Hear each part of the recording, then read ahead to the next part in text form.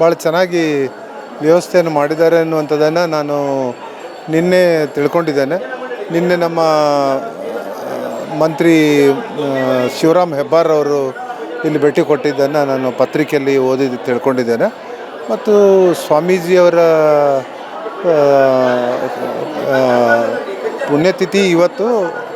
ಆದರೆ ಅವರ 1 ವರ್ಷದ ಹಿಂದೆ ಏನು ಮೃತರಾಗಿದ್ದರು, ಆ ಸಂದರ್ಭದಲ್ಲಿ ಬಂದು ಸ್ವಾಮೀಜಿಯವರ ದರ್ಶನವನ್ನು ಪಡ್ಕೊಂಡು ಹೋಗಿದ್ದೆ.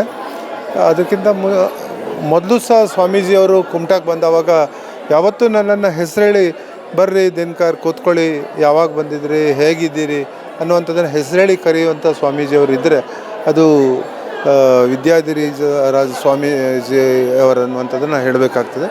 ಮತ್ತು ಈಗ ಏನು ಅದರ ನಂತರ ವಿದ್ಯಾಧೀಶ ಸ್ವಾಮೀಜಿಯವರು ಒಂದು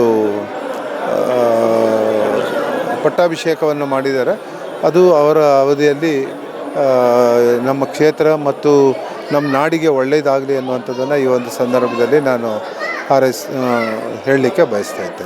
धन्यवाद सर, थँक्यू. तसेच आमगे वाटतं विनोद प्रभू मामा सर. विनोद प्रभू मामा हांगा मठा घेतरी व्यवस्था भारी चंद जाला, कसं सांगता?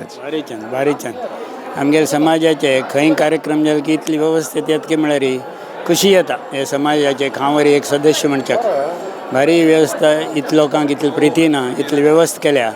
आमगे समाजावर एक गौरव आनी इडी जगतांत कोण कोण आमगे लोक आसाचे तांकां एक अभिमान जावं तसले कार्यक्रम आमी ಒಟ್ಟು समाज एक आसा म्हणच्याक भारी खुशी जाता. धन्यवाद विनोद माम, थँक्यू.